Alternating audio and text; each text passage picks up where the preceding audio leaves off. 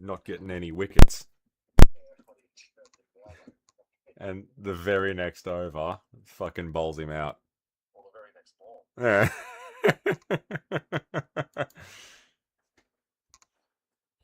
I never really understood the game, but that doesn't mean I can't have a chuckle from time to time.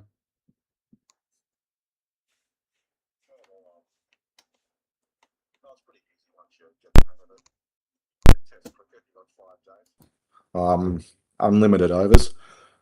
Um, yeah, both teams bat twice and bowl twice. Um, Yeah, Whoever's got the okay. most runs wins the game at the end. Um, yeah, and then you go into the 1 day formats. 50 over games. Every team has to bowl 50 overs each. And then you have 2020, where it's just a short 3 hour game. Both teams bowl 20 overs. My biggest exposure to cricket was the Gormsby episode. Oh, yeah. Um, that's about as far as I ever got with the game. Oh, I love it. Yeah. Is there Just all any these reason weird. why they hold it off to the very end of the year? Oh, because it's played in summer. So, Yeah, okay.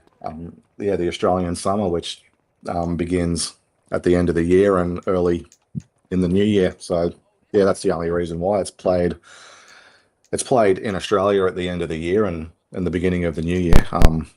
Because yeah, it's a summer sport. The ultimate test.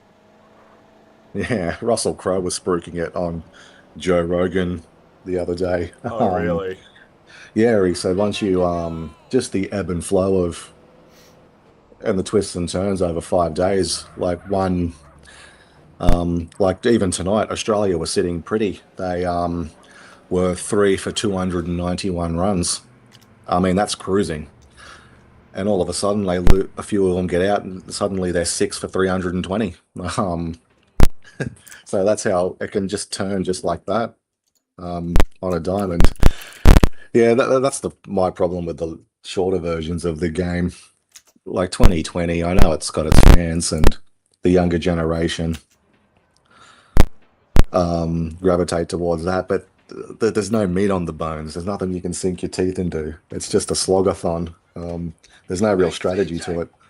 baby, what's up, Whereas man? the You want twists some and smoke? turns and the ebb and Wanna flow go over for a five ride? Yeah, days, you drive. where one team is right up and you think, All right, fuck, just call the roll it game down, off now. Jack.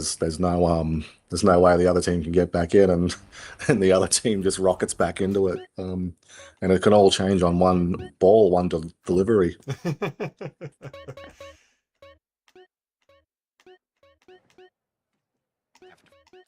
Yeah, I always like the Gormsby episode. Where am I? I mean, the students need competition on their own level. Where am I going to find someone equally unmotivated, equally uncoordinated, equally spastic? And then it's the Staff versus Students cricket game. Yeah, yeah. The grade cricketer have another book out I was reading. I like those two dudes. They just poke fun at this sort of hyper masculine tough guy shit. Like these guys. It's I saw this funny meme. It's underage soccer. It's not the FIFA World Cup. um, I was reading this funny chap to these grade cricketers. What am I doing? I'm standing at slips sledging a 15-year-old to feel better about myself. Well, that's where it's at, and it's not just so much with junior sports. You could apply it across the board with Yeah, these fucking weirdos that do that stuff. yeah. Just Like I'll this. never forget that Vegeta and Goku exchange at the start of the Bobbity Saga when they're watching the junior tournament, the junior division. And then it comes down to Goten and Trunks spoilers, and then Vegeta's like, "I've got a feeling my son's gonna flog your son, Kakarot. For God's sake, Vegeta, they're just like they're 10." And like that always stuck out to me. That you see, Kerry Hiroyuki Tagawa passed away today. Yeah, I read that this afternoon. Very sad news. I Yeah, was a bit shocked actually that he had passed away.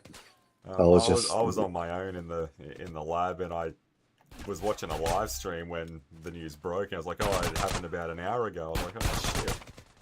Um, Yeah. Yeah, I was yeah, I read an article on Reddit this afternoon having a burger that yeah, he passed away. Well, when you think, Um I mean, like the movie was 30 years ago, and he was an older guy in that. Um, yeah, but he had a long career. Yeah, showed out in Little Tokyo, Shang Song. He actually reunited with Dolph Lundgren later that decade in a movie called Bridge of Dragons. oh, really? Yeah, in I'll have to check that out. 1999, I think it came out. Um, yeah, he was also, but I've only seen season one. I thought it was a bit slow for my taste. He's also in The Man in the High Castle, the TV series, Yeah, okay. um, from about 10 or so years ago. Um, yeah, I probably will get back to it because I love the whole premise and core idea, but I just found it a little bit slow. It wasn't moving fast enough for my liking, but I'll probably go back and polish off the rest of the seasons. I think it ran for 4 years. Yeah, okay. What, it was like a mini series or something, was it? Like, I mean, are they small seasons or are they like? Yeah, they're small ones. Think about 8 or 10 episodes. Well, I think the days of 23 episode seasons are well and truly behind us now. Like, I don't think any television show is structured like that anymore. No, nothing that's probably on streaming or anything, or how we watch shows these days. Um, yeah, it's probably why they're so popular. Like Stranger Things is only 8 or 9 episodes a season. So Which apparently is getting, what, a theatrical release for its series finale. yeah, that wouldn't surprise me. It's a pretty popular show. You know what's one that truly baffles me, never made the jump to being a film, was easily Supernatural. You know, Yeah. you'd think, like, 10 years in, with another 5 seasons to go, coming out at 15 and holding that record, you can't tell me that a movie of some description wasn't talked about at least once. Yeah, I think there would have been talk or some early plans. Same So with probably don't mess with a good thing and just keep it in a TV format. yeah, 24 as well was often mooted as a live action one. Yeah. Lost. They thought about ending Lost as a movie. Considering that's what they were doing all the time, like it was only last week we were talking about Fire Walk with Me. Yeah, that was The object of that. I mean, well, that was a television movie. I don't think that was theatrically released. yeah, okay. Or was it? Um, I'm really not too sure. uh Instinctively I think it was, but I could be wrong. You could be right. Yeah, okay. I would have to look that up. Fire Walk with Me. I don't know. I'm thinking that it was a TV movie, but maybe not. I mean, it was a pretty popular show back in the 90s. Like, it was the most watched, like, it was the Lost of the early 90s, right? um, Yeah. 1992 or 3.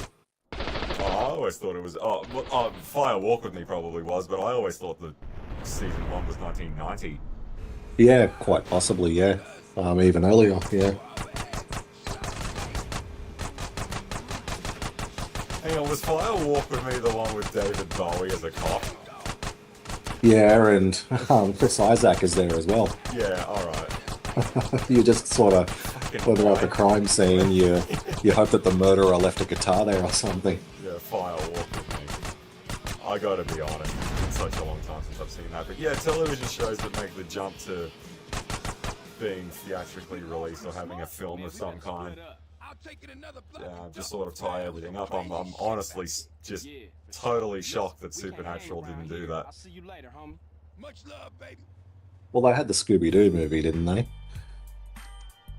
Or was Uh, that just an episode? oh, that was just an episode. You know, it's funny that you mentioned that because I actually thought the Scooby Natural crossover was like an actual series, but it's just a one-off episode. They get trapped in cartoon land. Yeah. Um, I haven't actually seen that one yet, but yeah, someone made a mention of, yeah, no, it's just a one-off episode. I'm like, well, a lot of people really enjoyed it. I'm surprised it didn't get spun off into its own thing. It also had an anime series. I'm actually quite impressed with the other like avenues the series went down. I mean, I can't think of many Western shows that had an anime adaptation. Yeah, yeah, that's pretty cool.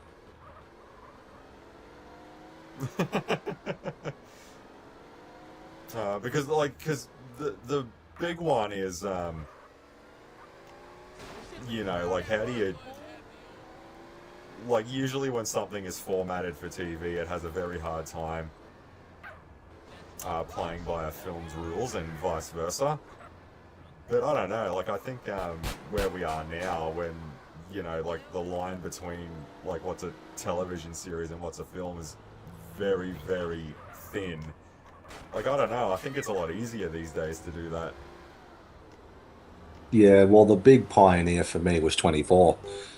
That sort of before 24, in my experience at least, you could sort of tell what was TV and what was filmed because they just had that look about them, didn't they? Like films, bigger budget, production values were a bit more polished, and Well, the TV was not. telltale But sign for me between a film and a movie was just, I mean, like the stage direction and all of that is just totally different in a film. Like the way the characters are shot in a film was just unlike what you would see in a TV series.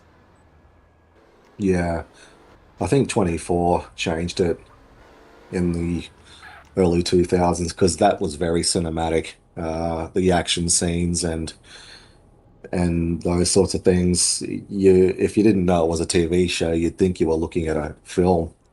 Particularly some of the later seasons when, yeah, they looked really polished. And yeah, there was sort of chatter on and off during its run that they would do a feature film. It eventually did have a TV movie made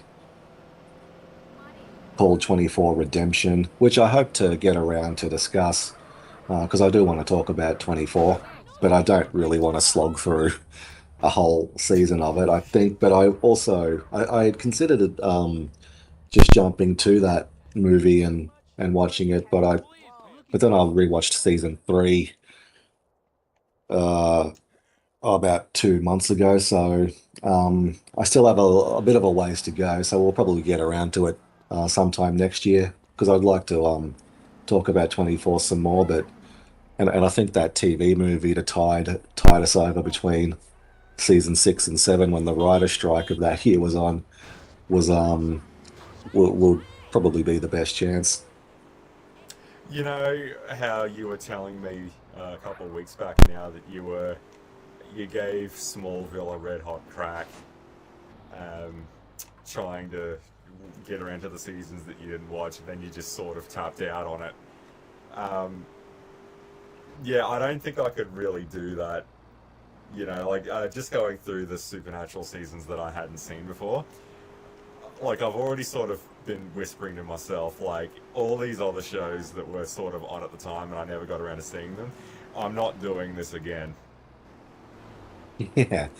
Yeah, you, I kind of regret, yeah, because I only ever watched 4 seasons of Smallville. Um, so I thought with James Gunn's film coming out, it might be a good opportunity to get in the mood for Superman and polish off the rest of the series. But yeah, my eyes were definitely too big for my stomach. I only watched a couple of episodes of season 5 and lost interest and enthusiasm for it. And not because it was bad. It's just as someone who kind of watched it off and on when it was broadcast.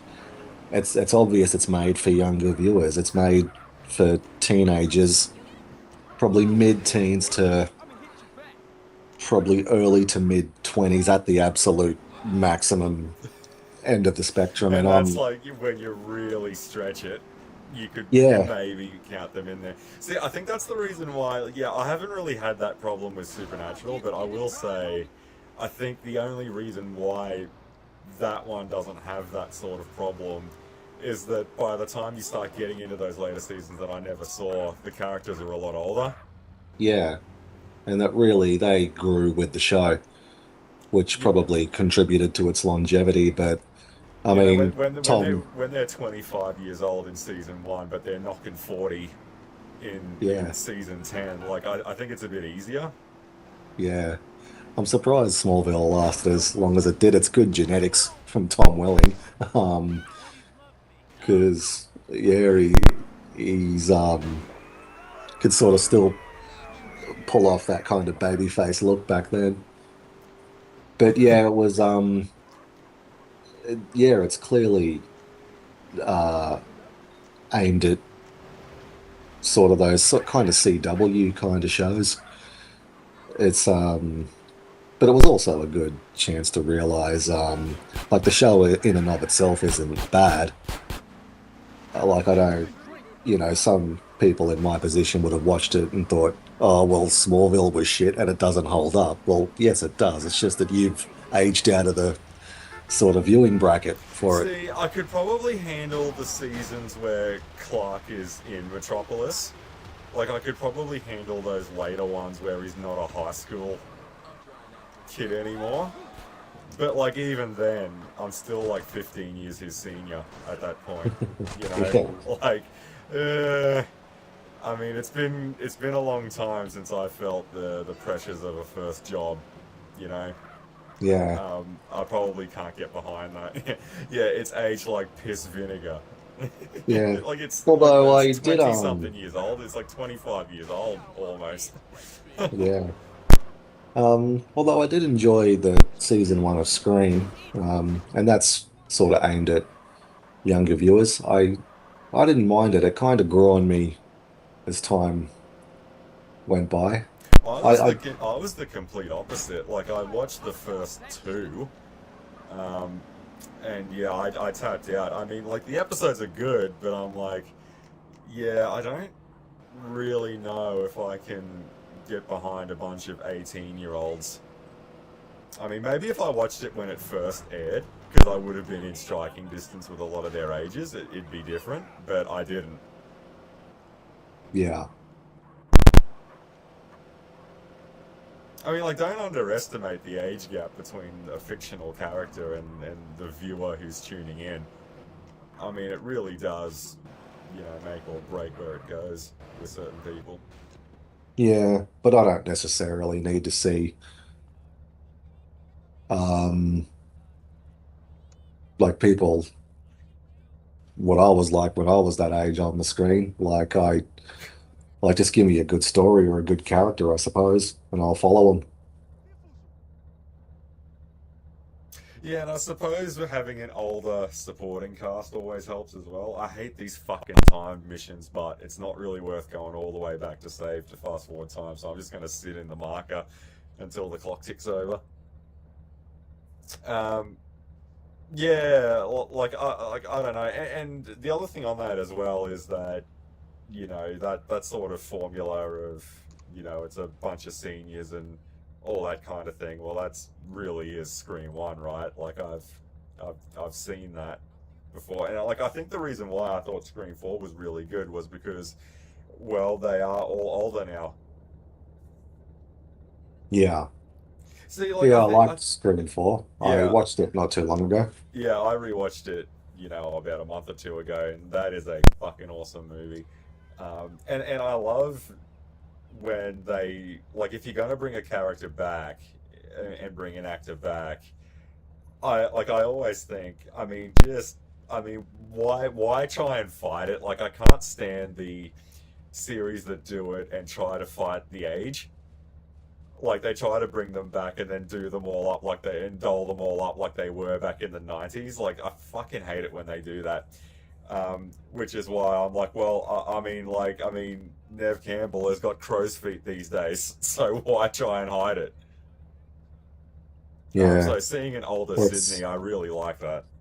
yeah, I wish more people would like, Robert Redford. He had no work done at all. He just had this chiseled granite face that had lived so much years. It's really cool. Yeah, and But it's Sam not, Neill's another one, that sort it's, of world wisdom sort of yeah. look. Yeah.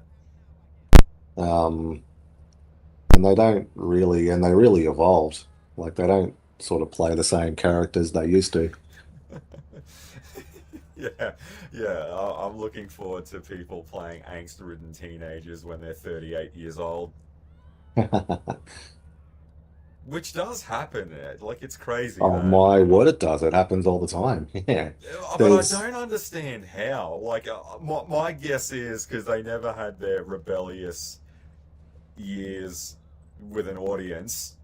They've waited it out, and now that they're in a position to do something about that in their 40s, they decide to do that.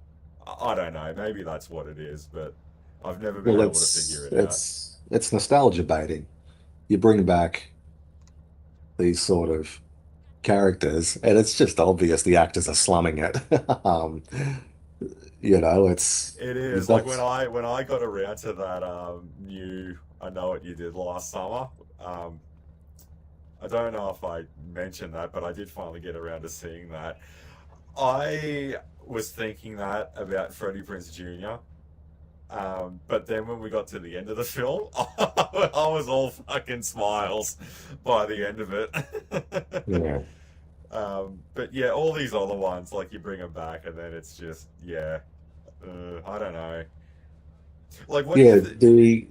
the best scene in that movie was the dream sequence with Sarah Michelle Gellar's character. Yeah, Um, that was a really good scene. But yeah, I don't know how I feel making Ray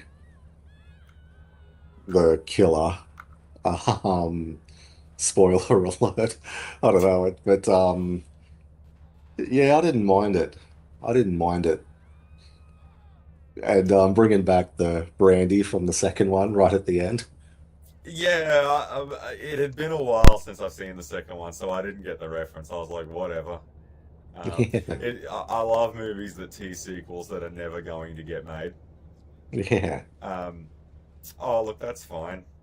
Um, I mean, I guess. I'll never forget one of the criticisms I heard about Jurassic World Dominion when it brought back Sam Neill, Jeff Goldblum, and Laura Dern. And one of the criticisms I kept seeing was the OG cast weren't in much danger. They hardly ever interacted with dinosaurs. And then I'm like, well, Laura Dern's the only one of the original three who's not in her 70s at the time of recording because Sam Neill is now in his 80s. Since that And movie had come out, I'm yeah, like, well, what did you? And Sam Neill was treated for blood cancer. I'm like, what do you think that he was going to be running from velociraptors? like it's arguable. I'd argue anyway. Jurassic World handled its legacy characters a lot better than Star Wars did. And one of the reasons why is they're barely in it. Like I know a lot of hype Mm, was made about the three originals coming back in Dominion, but the reality is they didn't get a lot of screen time. I mean, well, they're in it, obviously, well, but no, they don't the because bulk of Chris Pratt and fucking Bryce Dallas Howard are the two big ticket items. yeah, Like, the bulk of the film is with the new characters they introduced, and yeah, they never got bogged down. So yeah, it's because I mean, I guess I don't know, maybe I'm just sort of speculating. If you hit people with Star Wars or Jurassic, they'd probably go to Star Wars, but history may prove that Jurassic had the longer legs because well, I also think not using them at all until the final film was also a smart decision as well. Because I always had the belief of if you brought them back in 2015 for World, right then and there, it leans too much on what came before. Like, it wouldn't have worked. yeah, and also Real technical the gangster. sequels You ain't run off with that trilogy yet? was well underway, so Oh, they can ain't sort of no look over the fucking fence at what real not to do. man. Well, fuck this gig, man. Yeah, I mean, it was cool to see them all again, but when I heard people complaining that the legacy cast didn't really get to do much, I was like, well, you are aware that Sam Neill was 48 years old in the original Jurassic Park, right? And it's been 30 years since then. Like, I wasn't expecting him to really do much physically anyway. I mean, he has got some action beats in Dominion and all that kind of stuff, but I'm like, if you were going in there expecting him to be flung around like it was JP3 again, like, I mean, these people are just so out of touch sometimes. Like, I don't think people realize just how much time has passed since the last time they saw these actors. Yeah, that's definitely part of it. You know, it's like everyone talking about how awesome it'll be, you know, if they bring back Michael Biehn to have a cameo as Kyle Reese in the next Terminator. I'm like, you wouldn't even fucking recognize it was him. Like, why do that? Well, the reason why is no one has come close to playing that character as well as he did. I was thinking about him the other day. I watched a movie called Dangerous Animals Yeah, that okay.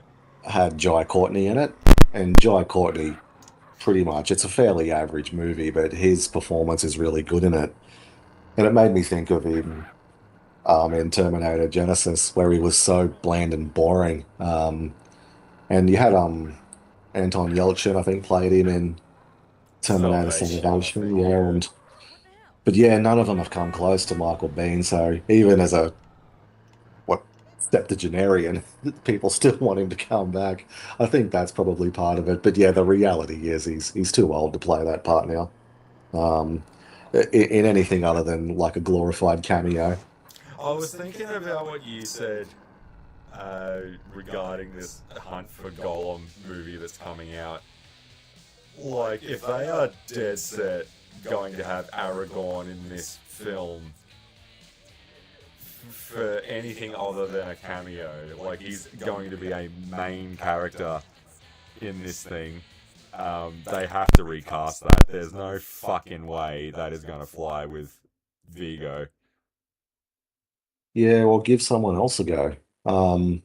Wouldn't I? Yeah. I had a laugh on Reddit because I was thinking the same thing.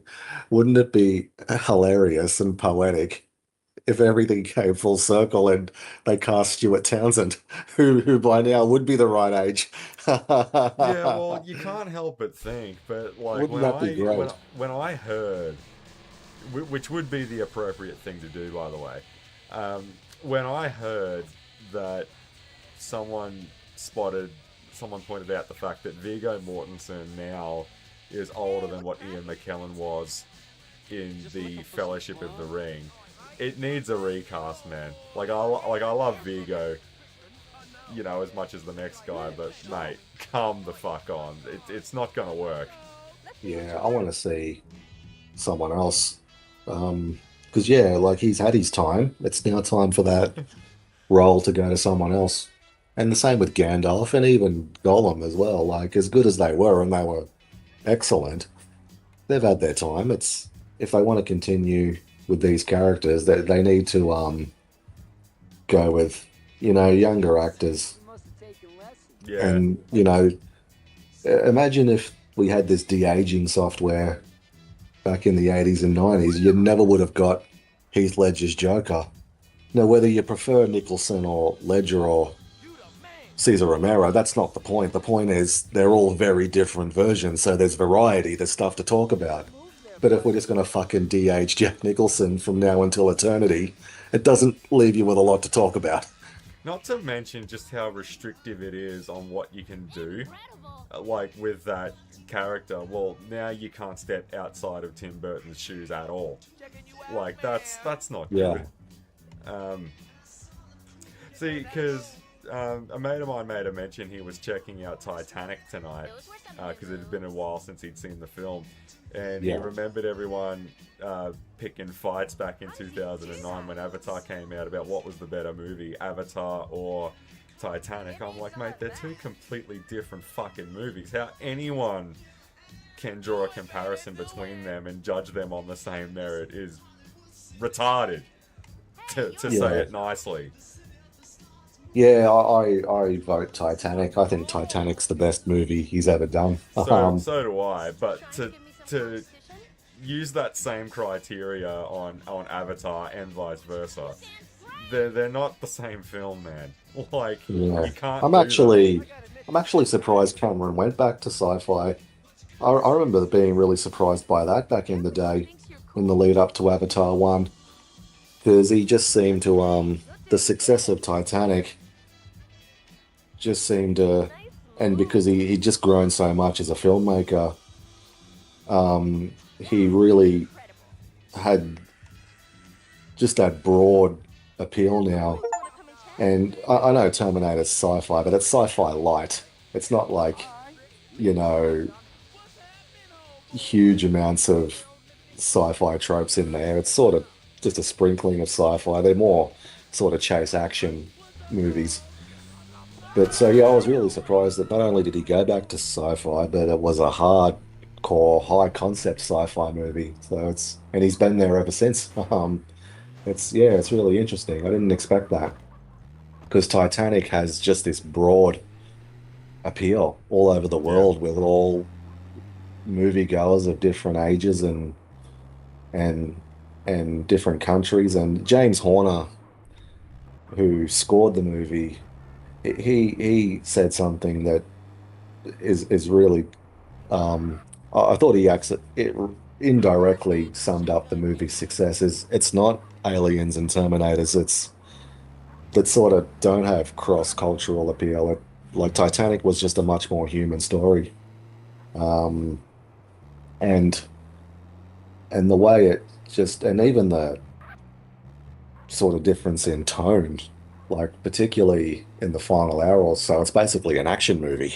When the ship actually starts sinking, like just this incredible sort of drama movie, historical movie is just this desperate race for survival. It's a remarkable film and it holds up well. I would love to sit down and watch it as well again, but geez, where do you get time? I know, like I did make a mention of that to my mate. I was just like, yeah, I'd love to do a discussion on it, but then, like that's a 3.5, 4 hour long discussion right there just on Titanic. Yeah, Um, exactly. Where do you find the time to do that? yeah, exactly. Yeah, yes, exactly. Yeah, yes, exactly. I love. By the way, I love the comment on that. Yeah, Conan commentary that you linked me to. Now, if only these two guys could, if only these two guys could form complete sentences, this might actually be worth listening to. Um, but yeah, like that's the thing. Yeah, the runtime of the film is just absurd. I was tossing around the idea of checking out The Dark Knight Rises again soon, because that was a movie that I remembered just fucking went on and on and on. I want to know if the runtime of that really is as long as I remember it, or if it feels longer. Yeah, it's been a while since I've seen it. I've really flipped. That's probably one of the films I've flip-flopped the most on it. I didn't think much of it when I first saw it. And then a couple of years later, I watched it one Sunday afternoon. It's the best fucking thing I've ever seen. And then I rewatched it again a couple of years after that. Then I swung back to my original position. It wasn't that good. Yeah, Um, I've been about the same. It's a very unique movie in that regard. Like, because I remember seeing that at the premiere, right? And there was just like, what is it? I think Ralph Garman said, yeah, the script just kept kicking me in the balls every 20 minutes. And I was about the same when I first saw it. I think my main frustration with it was, I mean, like it's got it's the amalgamation of three stories. Like it's No Man's Land, it's The Dark Knight Returns, and it's Nightfall. Pick one. Like for fuck's sake. Like it was a bit much for me, I think, and that's always going to be my number one criticism with it. But I suppose if it's the final, if it's the concluding chapter of a trilogy, yeah, why not go all in? yeah. Like I've kind of changed on that. I remember thinking that back in the day when I was a lot younger, going, yeah, look, you could have adapted fucking any one of those and it would have been fine. Yeah. You're a big guy for you. Yeah, that intro, and that's a fucking weird intro, by the way. Yeah. Um, Bane. yeah, it would be extremely painful. Yeah, you're a big guy. Yeah, Tom Hardy is tits. Um, And yeah, that guy, Aidan Gillen, is Littlefinger from Game of Thrones. yeah, and someone made a mention that he also had a role in The Wire, I He think. was, yeah, Carcetti. Yeah, he played. Yeah, there you go. Yeah, someone made a mention of that, and I was like, oh, well, fucking small world. And then we got Robin John Blake. Yeah, Joseph Gordon-Levitt. Matthew Modine is in that as well. Yeah, there's quite a few of those guys knocking around. But I think the thing though, I mean, Rises.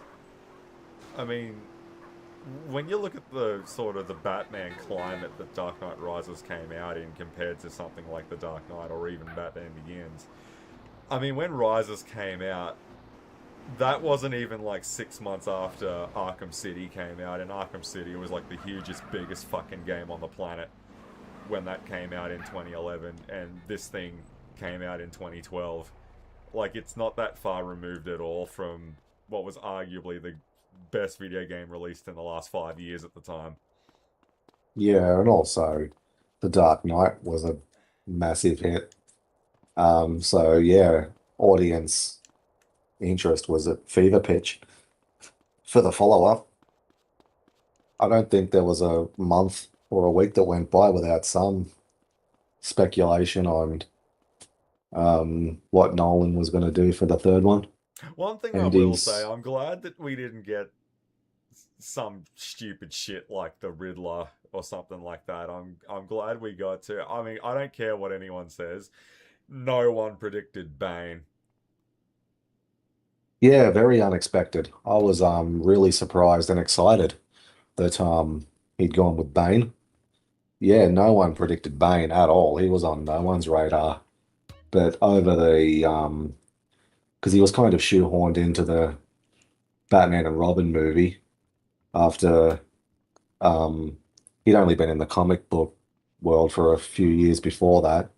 But in the interim, he'd become a much more fleshed out character. Gail Simone did some really good things with him in Secret Six, where he becomes like a father figure to Cheshire. I really enjoyed that take on him because, yeah, he's a weird one. Although he existed before Nightfall, he wasn't conceived to take out Batman the way like a Doomsday was. Um, Well, I think his first appearance was Vengeance of Bane. yeah, there was a one shot. I think Chuck Dixon wrote it called, yeah, Vengeance of Bane. Um, but I'm not sure if they had him in mind because Nightfall was conceived after Death of Superman. Yeah. And so, but yeah, in the interim, in the decade or so, since like at the back end of the 90s and 2000s, yeah, he'd become a bit more fleshed out as a character. So, and it was exciting to sort of see what Nolan would do with him. Yeah, I've come around on Chris Nolan. He's really good. I'm really excited for the Odyssey for next year. I just think it's gonna be absolutely incredible. Like he seems to be one of the few filmmakers these days that aren't content to just riff on what they've done. He seems to be the only one, and not even Jim Cameron does this anymore. He just seems content to riff on what he's done with Avatar, but at least Nolan, he doesn't always succeed, like with Tenet, but at least it's a very bold, original, interesting kind of movie. Yeah, again, I was really excited that his next film would be The Odyssey. Because yeah, no one predicted that. That there was lots of speculation leading up to the announcement. It was going to be about a helicopter or something. And Robert Pattinson was confirmed they're working together again. And then yeah, he's going to do his version of the Odyssey. Wow, I can't wait.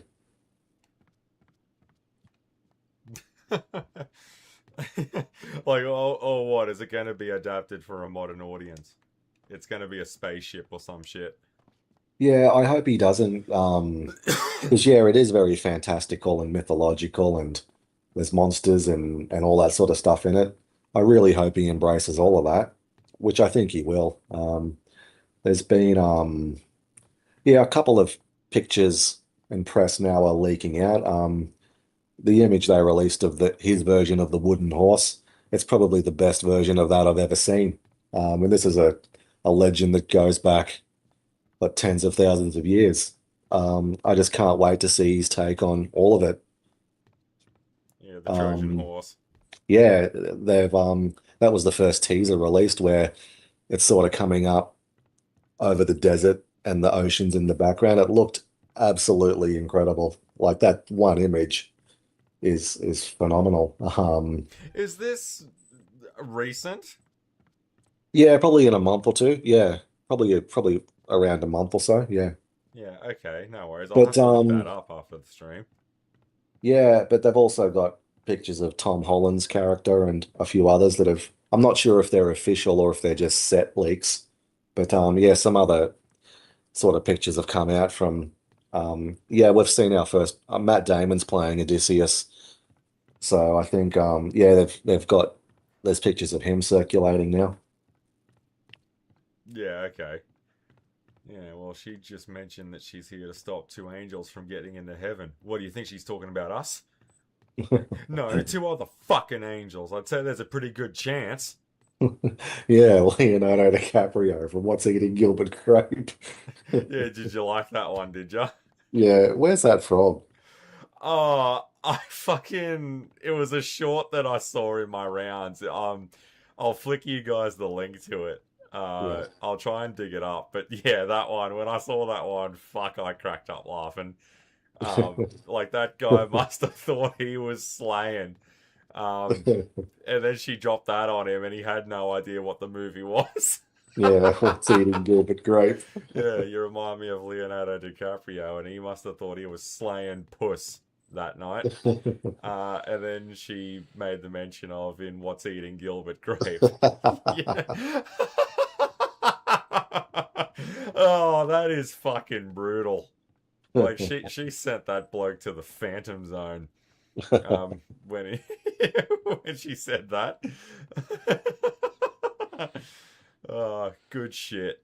Um, but yeah, like and when you were talking about like Transformers and everything being period pieces, oh shit, where the fuck is he hiding?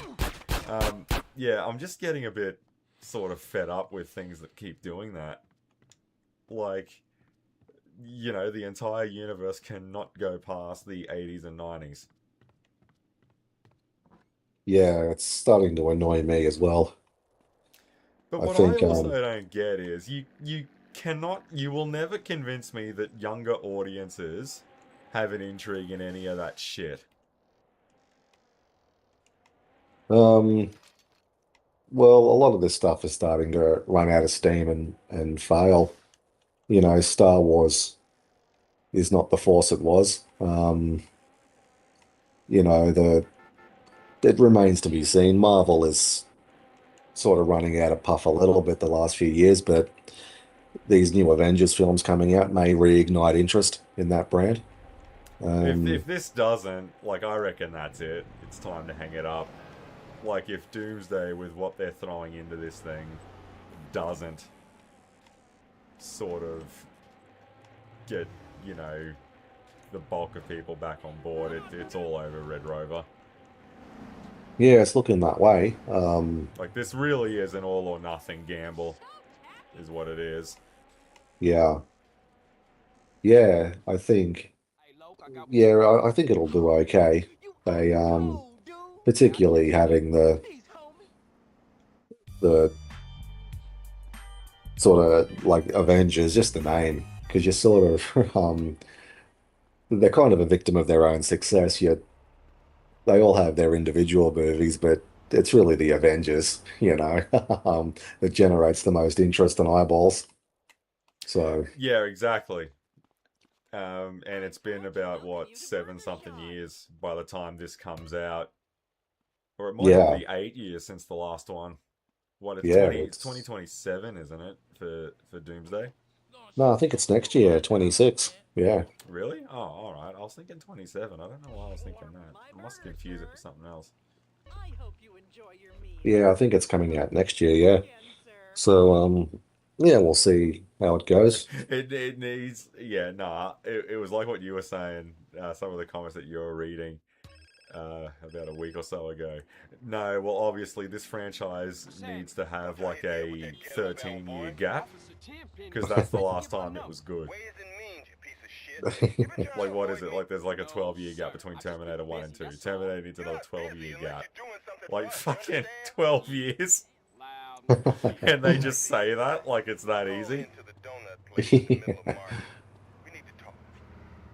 I'm looking forward to that David Eggers' werewolf movie. That looks really interesting. That's coming out next year as well. So yeah, there's a couple of I'm keen to keep an eye on. It's set I think it's the 13th century, like medieval times. A Yeah, couple of okay. yeah, a couple of pictures have been leaking out of that. Aaron Taylor Johnson, um, and Lily Rose Depp, I think. Yeah, it sounds really cool. Like a werewolf medieval kind of movie. Looks really dark and ominous. So yeah, I definitely want to check that one out as well. One movie that's rocked up on my radars recently. Do you remember that Late Night with the Devil? Yeah, that was from last year, was it? Or was it early this year? Oh god, it might have been like 23, I think, or even 22 maybe. Yeah, I Um, do remember that. Yeah. yeah, what did you make of that when you first saw that? I was really excited to see it because I think it's a terrific high concept idea. I Yeah. really, it's got an excellent clean hook to it. I think they just played it safe. It's not an outright bad movie, but I think they didn't really follow through on such a brilliant concept. Um, I think it was their first movie, the filmmakers, so maybe they either couldn't or didn't want to swing for the fences. But I thought it just sort of seemed to me they were playing it a little bit safe towards the sort of middle third and the end. They didn't. Yeah, really, it's a terrific high concept because I was a bit of a night owl during my university days, and so late night television and the stupid shit, TV shows would pull to try and get eyeballs because normal people are asleep. Like anyone with any brains at that time of night is in bed. So they have to do increasingly like late night radio. Um, you need to get people to call in. Shutting up isn't an option. So you just toss this random weird shit out there and see if anyone bites. Um, so yeah, like trying to summon the devil on late night TV. I thought it was brilliant, a brilliant concept. But yeah, it didn't stick the landing for mine, which is a bit sad. But it's still, yeah, definitely worth the watch, and there's lots of good parts in it. But yeah, I just don't think it sort of quite came together the way I wanted it to. Yeah, that's kind of the train of thought that I had in regards to it. I do think Ian Bliss is very entertaining in the movie. Is he the main guy? No, that's Bane from Matrix Revolution. Um, Oh, right, yeah. he's the wanker skeptic Yes, yeah. that's on the panel. He's incredibly entertaining in the movie. Yeah, so was the girl. She gave a really good performance. Yeah, like I can't not say enough nice things about those guys, but um, yeah, like it was. I like the whole. For me, the jump the shark moment is when it stopped the entirety of the broadcast. Like there's like a good 10 or 15 minutes at the end of the film where there's no camera rolling, so the structure that the movie was filmed in has been thrown completely out the window and it's being shot for real. I was Yeah. like, I don't really know if you can do that. Um, but yeah, that was the moment for me when Yeah. I realized that they sort of chicken shitted out was when they dropped the whole it's a found footage broadcast thing. Yeah, because and don't they do a flashback or something where he sort of sells his soul at that Bohemian Grove or something, and that's what was really going on. I'd have to rewatch it again because Yeah, it is a bit of a frantic ending. It kind of ends just abruptly. yeah, it really does. I haven't seen it recently, but I've been thinking about it a bit this week. I've probably still got a copy of it downloaded somewhere. Um, I'll have to check it out again. But I remember, like, as far as like horror circle film communities were going, all eyes were on that movie to just smash it out of the park. And I'm like, it was definitely an interesting way of framing the narrative, but I didn't like the fact that it dropped it completely towards the end.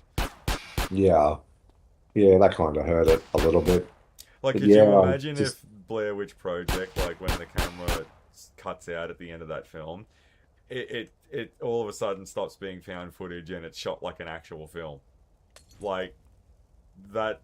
No, you can't sort of kind of be a found footage thing and then throw it out the fucking window in the last 10 minutes.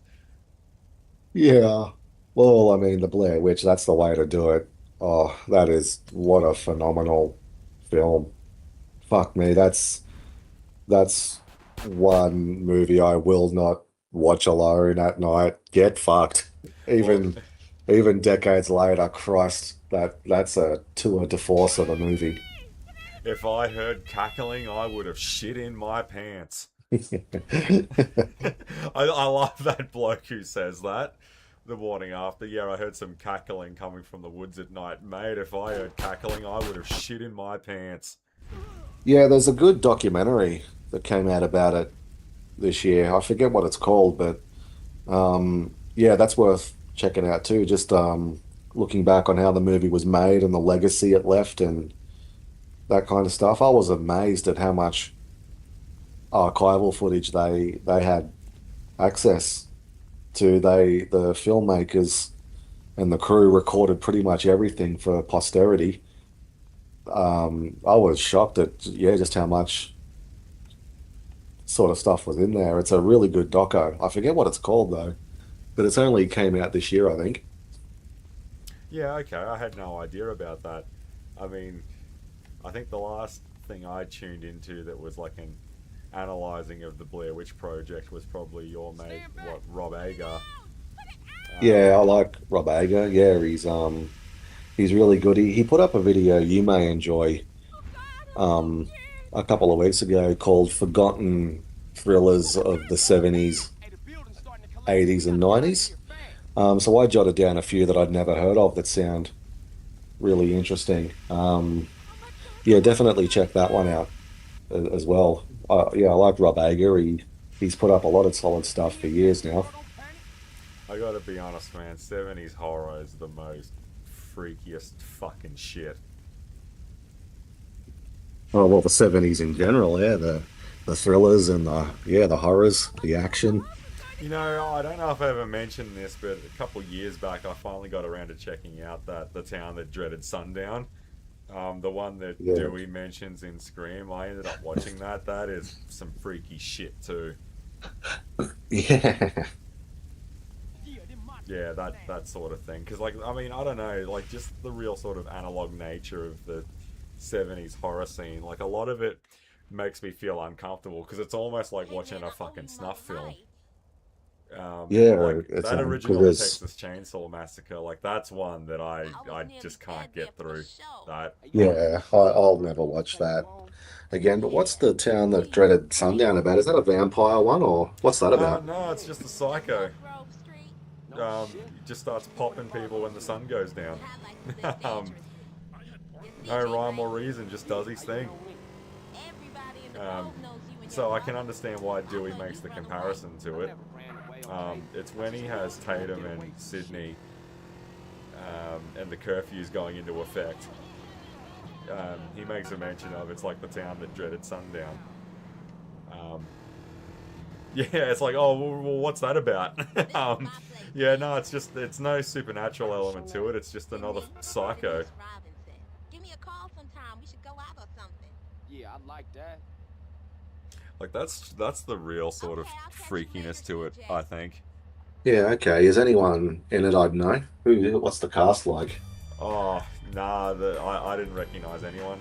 I think it's Yeah, okay. like for a movie that's, you know, almost half a century removed. Yeah, Yeah. I'm probably not going to know anyone in it. Like don't expect your Charlton Hestons or your John Waynes or anything in it, man. Nah, Yeah. you're going into it for what it is. Yeah, John Wayne, Rambo. What's up, sweet? Rambo is a pussy. What? Who? You know, yeah, I love that. Yeah, well, back in the 80s when, like, men were... Oh, by the way, that fucking video rocked up on my feed. I haven't watched it, but the what is it, the news broadcast or whatever of the Critical Drinker talking about how 2025 was the worst year for Hollywood. Well, thank fuck he's here to clear that up.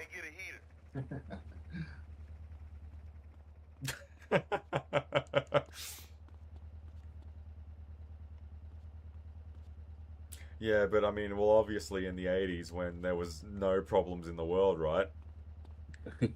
We need to get back to those times. Well, technically 2025 isn't over. I expect Avatar will do big business. Oh, but that doesn't count. Rusted on franchise.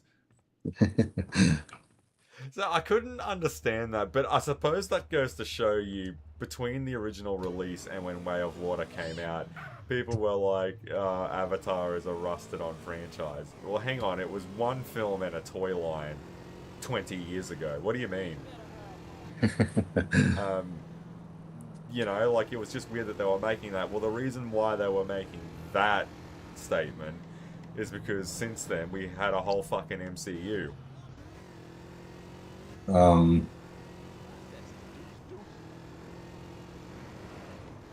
You know, like yeah. And well, he's making up for it now with like what, two Avatar movies in 3 years. so how do you reckon that's gonna really fly? Like I reckon he's just gonna bring them out regardless of what they do. I mean, a guy his age, he's probably not in the business of making long-term plans. Um, Yeah. Well, I think it's Avatar or nothing. For good or bad, he's not really. I know he said he's committed to making a movie about the man who survived both atomic bombings of Japan, but what? he's mentioned that for decades now. Although there was a new book that was published in the last year or so about him, um, that sort of revived and renewed a bit of interest, and Cameron recommitted the fact that he does intend to make a film about that guy. But yeah, I just get the impression it's Avatar or nothing.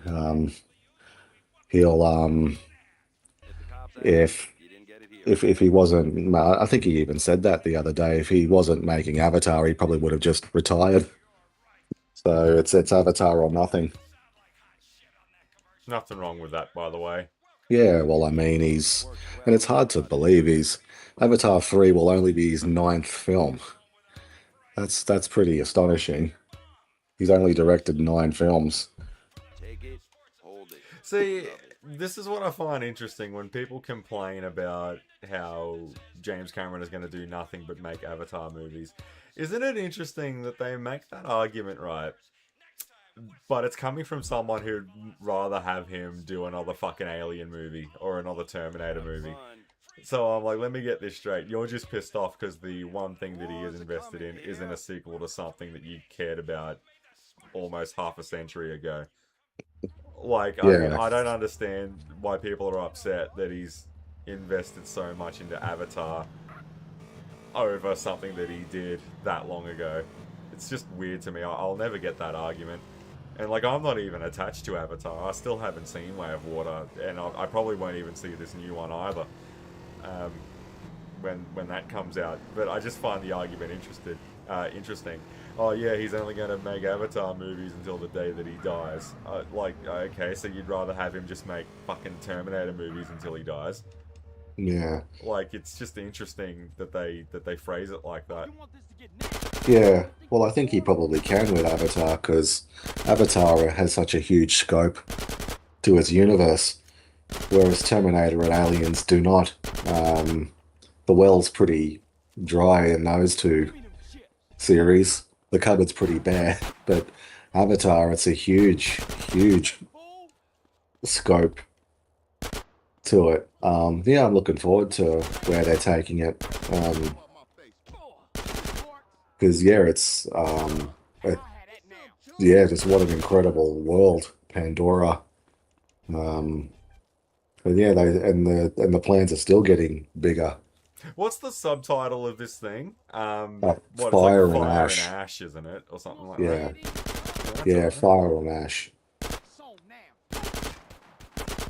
It sounds like there's unfinished business. This time it's personal. Yeah, he's back. You see, like, I always thought that that would make an interesting discussion, like the landscape of sequels. Like, everyone's talking about how, oh, Hollywood's nothing but remakes and sequels these days. Sequels this and sequels no one asked for, blah, blah, blah, blah, blah, blah, blah, blah, blah. Okay, so riddle me this. Who were the rabid moronic fans back in the 80s and 90s that were screaming for Kickboxer sequels? Because that movie had like fucking 6 sequels. Yeah, and I got a bit of a soft spot for him actually. Sasha Mitchell. Um, you may not remember there was a show, a sitcom called Step by Step, and he played Cody in it. So he wasn't part of the family. He just lived in the fucking trailer next door in the driveway. Um, but yeah, but I think he did kickboxing or martial arts for real. Um, so I think I can't remember if Van Damme's in the sequel or not, but he yeah in the later installment, Sasha Mitchell uh takes over the character. I'm not sure if it's Van Damme's character if he plays a new one, but yeah, I got a soft spot for him because he just from when he used to play Cody, who's this dumbass in this show, Step by Step.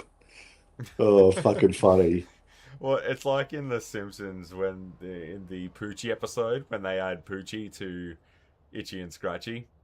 And then Lisa makes the comment of this is about just a sitcom that's run its course. You add in a new main character to sort of get new viewers.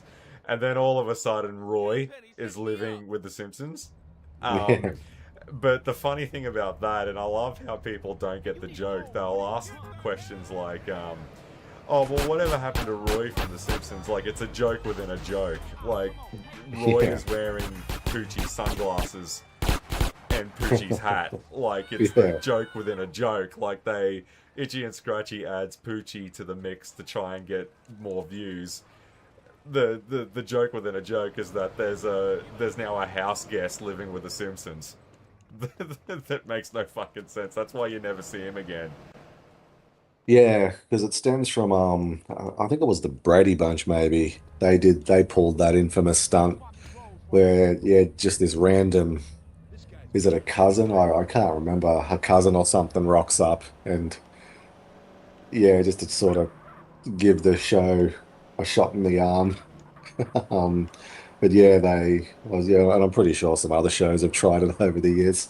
See, like even that could be an interesting discussion as well. Like, what are some side characters that ended up totally superseding the thing that they were added into? There's only one I can think of off the top of my head that really worked, and that was Scrooge McDuck.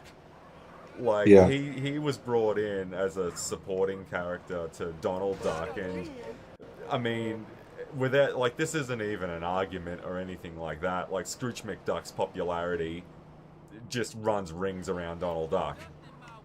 Like, yeah, and but Scrooge is the supporting character.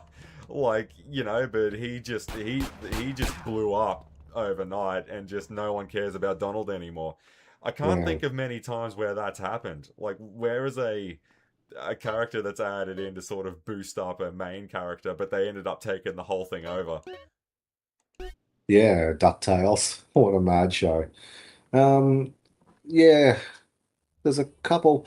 I always sort of got the impression Sawyer probably I don't think they envisioned how popular Sawyer would become on Lost, but Josh Holloway's incredible take. Yeah, he just seemed to be getting more and more screen time. And by the later seasons, he's pretty much eclipsed Jack as I the was sort of just about to say that you might be onto something there because I think in season 5, I think Josh Holloway had more screen time than Matthew Fox and Terry O'Quinn combined. yeah, he was yeah, very popular. You look forward to scenes with Sawyer. Another one, personal favorite is Billings from The Shield. Is it David Marciano? I think that's it. Yeah. Where even the showrunners and producers were saying like he's just this sort of minor bit character background extra in the early years, but this random one or two scenes he was in, he just kept giving us gold. So they just kept expanding his character, and by the end of the show, he's a regular. Um, so yeah, definitely Billings from The Shield. That's a good example of yeah, just taking your opportunity and just sort of nailing the one or two parts you scenes you get, and yeah, it's pretty incredible because yeah, by the end of it, he's got huge chunks of screen time every episode. And he was on the main cast. It's just a freak when that happens. I think. Like there has been times where I mean, like Friends had Joey, which didn't really go anywhere. Yeah, yeah, the Um, spin-off. yeah, things like that. I mean, you can I mean, as far as spin-offs go, I mean, Baywatch Nights. Yeah, I love that. What a I watched a random episode of that the other night, and like, I sort of had to pinch myself a little bit. Like, this was actually a fucking thing. Well, like, yeah, when you tried to describe that to me about Baywatch Nights, I was like, you're having me on. Like, you're full of it. Like, this ain't real. No, it's real. But since then, I've had that discussion with other people when I try to describe Baywatch Nights to them, and then they're like, "You're having me on. It's this ain't real. You're talking shit." No, it's real. yeah. Baywatch Nights. Well, two things come to mind for that. Well, yeah, someone thought that was a good idea, and it's because success, just the fact that that can exist shows you A, just how huge Baywatch was, and B, just how huge David Hasselhoff was. That, yeah, he moonlights as a investigator and then a paranormal investigator. Baywatch Nights. Yeah, it's like ghosts and werewolves and shit. It was Yeah. like Supernatural of the '90s, and it was a Baywatch spin-off.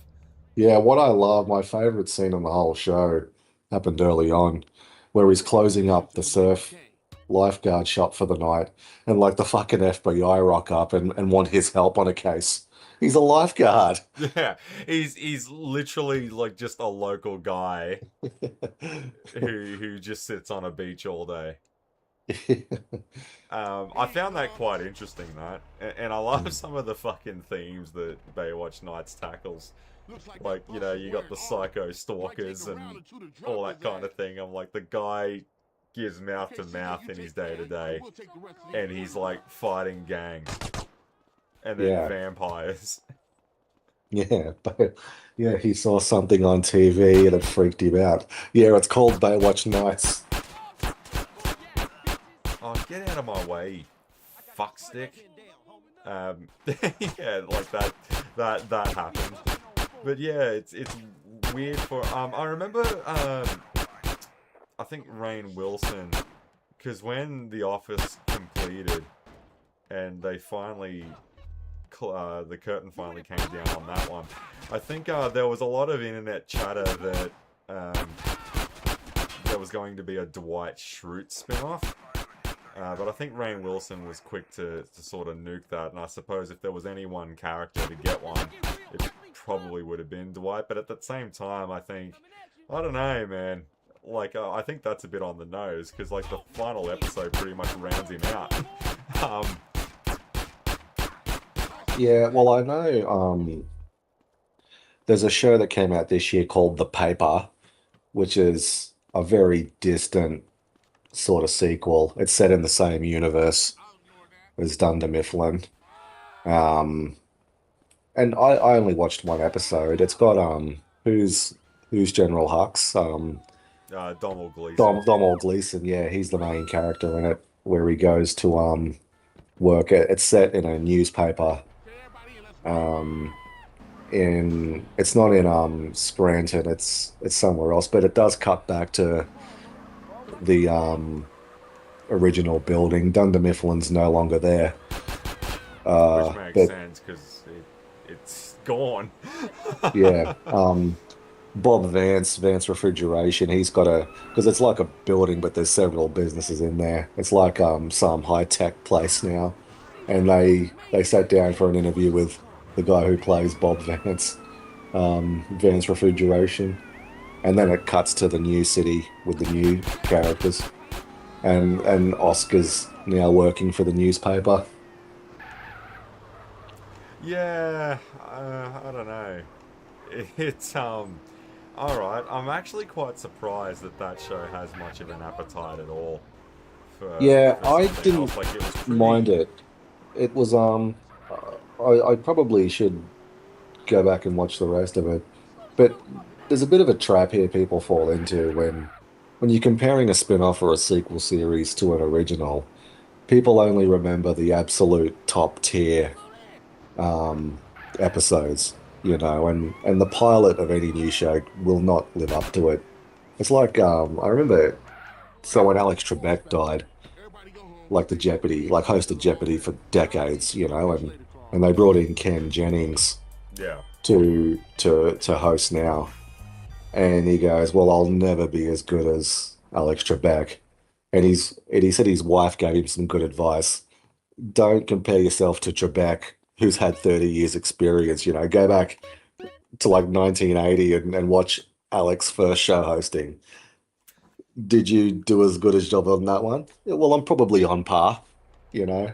And I think that's what people forget. Like, don't compare the paper with the best absolute fucking top tier, diversity day of The Office. Go back and compare its pilot with the first pilot, and it's probably on par.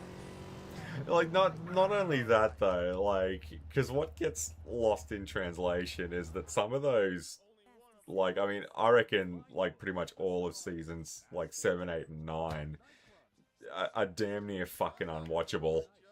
Um,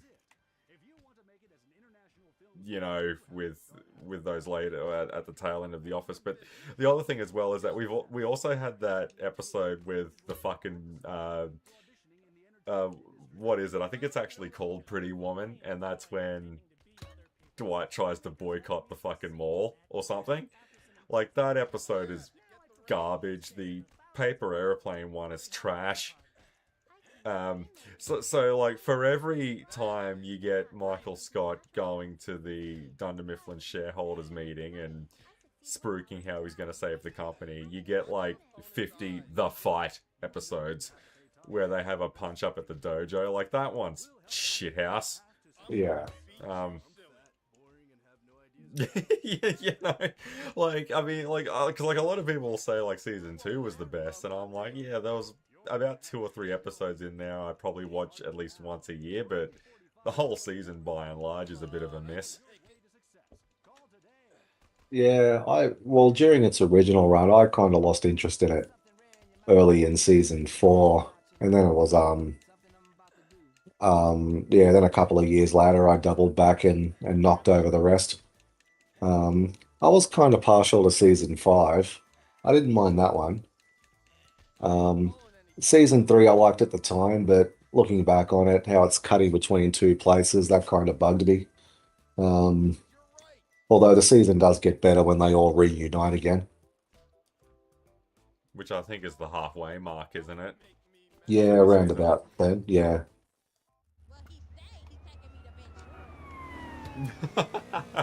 Yeah, I don't know. That one was a bit of a weird one. It probably like most shows that I think when you get over the 5 year hurdle, when you're past a fifth season, I think that's when you've really got to like that's the measuring bar, I think. Yeah, there is one I haven't seen, but that's sort of widely regarded as better than the original, was Better Call Saul, which was a spin-off prequel of Breaking Bad. I did watch Breaking Bad, but I haven't got around to Better Call Saul yet, and I hear and read a lot that that show is just as good, if not better, than the original. So I do need to sit down and give that a watch. I never saw Breaking Bad. I've put it on the list of things that, eh, yeah, I suppose I probably could watch it, but nah. Yeah, you'll get to it sooner or later, one day. You know, like it's not something that I'm prepared to just rush out and catch like right now. Yeah, Breaking Bad. Again, well, what helped me was I sat down and watched it after it had completely finished. So I was able to sort of watch one or two a night. Um, yeah, I knocked it over. Yeah, one Christmas, one off season.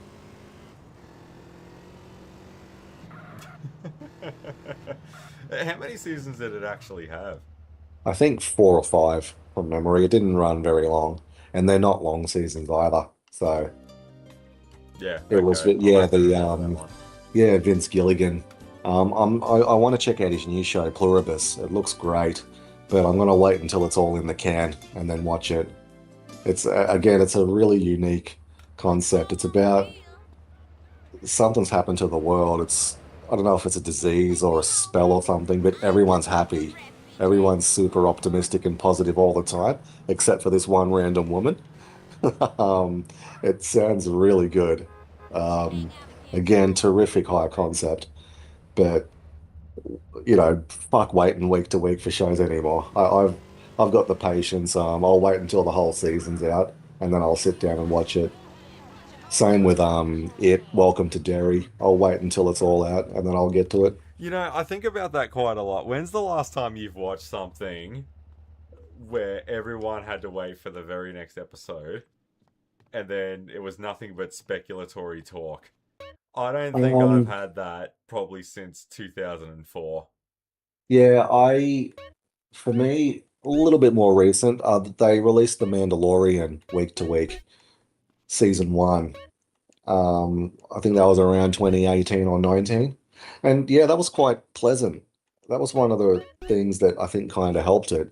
Because yeah, people could talk and speculate um, in the week leading up to it. And and not to mention it's probably the best thing Disney have done with the brand.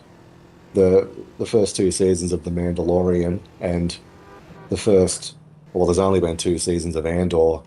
They've been their most critically acclaimed review wise of everything they've done since buying the brand. So I think what really helped the weekly discussions is that it was actually a good show. um, whereas if it was fucking terrible, as you saw with like the Acolyte and things like that, um, if it can be a bit of an agonizing wait. But yeah, it's that one I remember. But yeah, it's been a long time Yeah. since I watched a show week to week because I've got the patience now. I can go read for a bit I or catch love up how on some films. it's easier now to wait for an entire season to hit completion to watch it than what it would be to watch it when it's initially airing. Yeah. Like make it make sense, man. Yeah. I remember the Wheel of Time. Like I timed it just right. I was up to date the very week the season finale came out. You could not have timed it any better. Whatever came of that? Look, Christ, it's probably up to like season 5 by now. No, sadly it's been cancelled. It got three seasons. But yeah, I read somewhere it had been cancelled.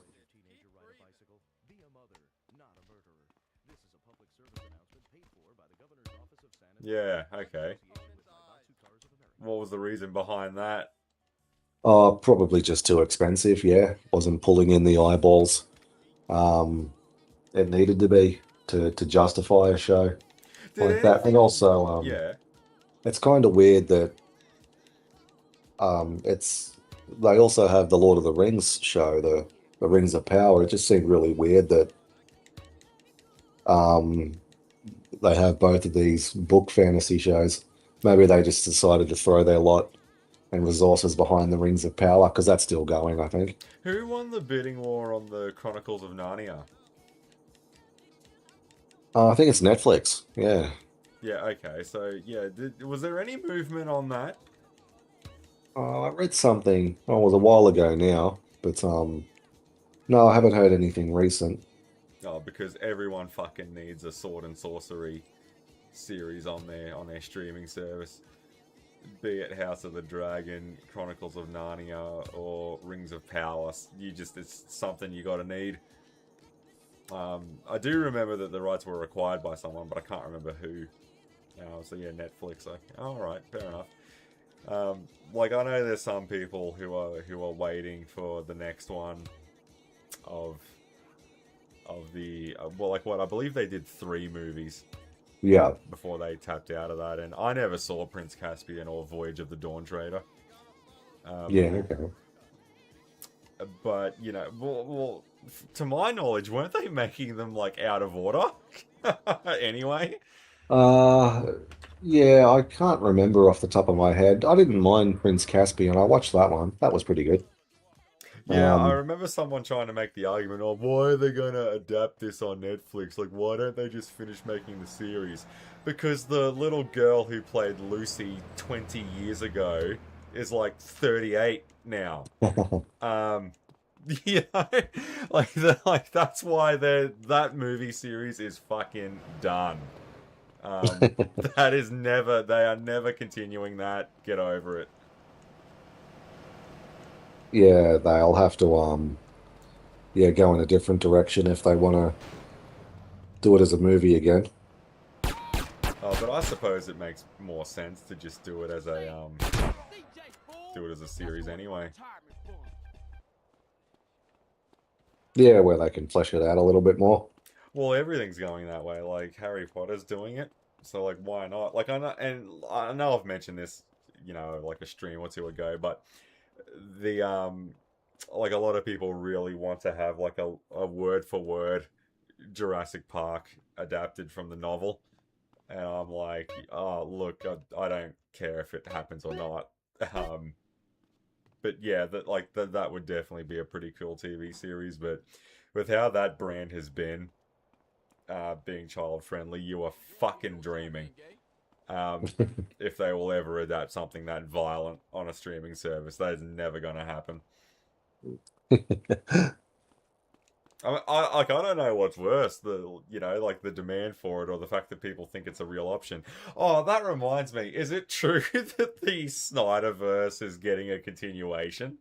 Oh God, I hope not. Apparently, it is in an animated form, and that's not good enough. And the Snyder cultists are fucking bitching and complaining about it.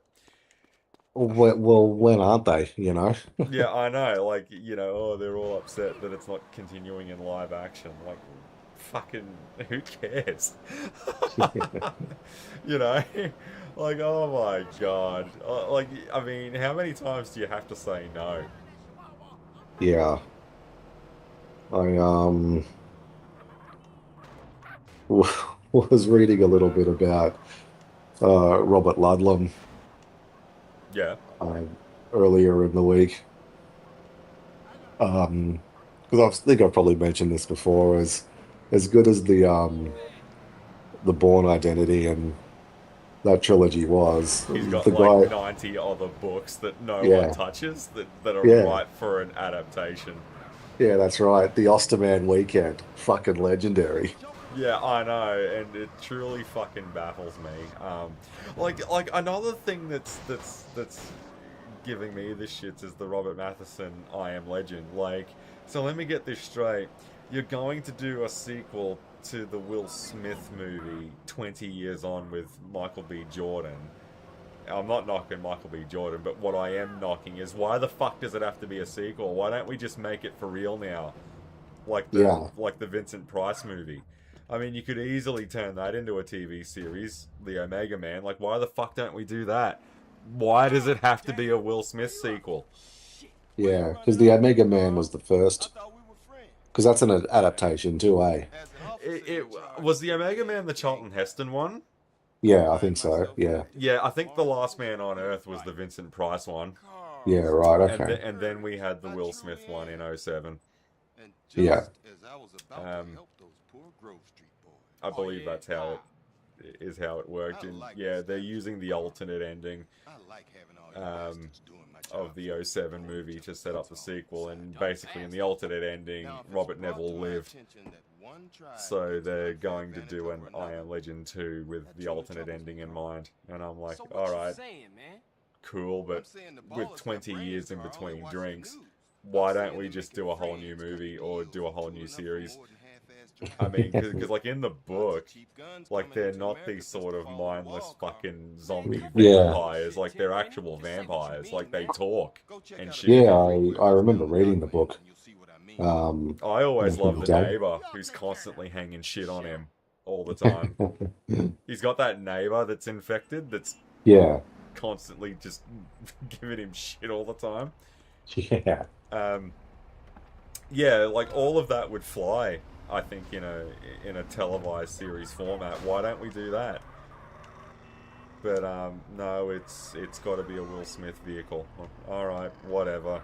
I don't really care. It was 20 years ago when I cared about the movie that he was in. The time to do a sequel on that has been and gone. Yeah, because in the book they're more traditional vampires. Yeah, they are, and like the chirpin virus take in the '07 movie, I mean, it is what it is. No, look, the dog dies! The dog has to die. Like, that's what I'm like whenever someone gives me that shit about the dog dying in the '07 movie. I just get the Michael Wincott going. Yeah. Yeah, the dog dies! Yeah, killing the dog. Yeah, I don't know, man. I'm not feeling a sequel this far out. Yeah. And what is it going to be done through flashbacks? Like, is Michael B. Jordan going to be a young Robert Neville? Like, how is any of this going to fly? Like, the more, like, it raises more questions than it answers. Like, I would just do a whole new adaptation on the Matheson book. I wouldn't be bothering with a sequel for this crap. Not this far down the line. Yeah. Yeah, you think the time to do it has been and gone. Which is a shame, because I like the whole idea of the Darksiders in the '07 movie, but, I mean, it again, man, it's 20 years removed. Like, it's probably time for a more. And since then, I mean, look at the other things that have come out. Like, maybe it is time to just adapt that the way that it was. Yeah, I've got the book around here somewhere. Because it's not a very long book, is it? You could easily tell it as a standalone Like, film. I think the audio book is like under an hour. Yeah, okay. Yeah, it's a very slim book, I remember from memory.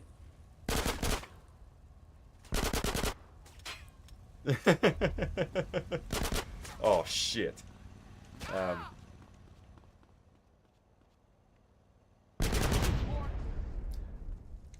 Yeah, but I mean, it's the I always like the Omega Man, when the Simpsons did the Halloween special on it, Yeah.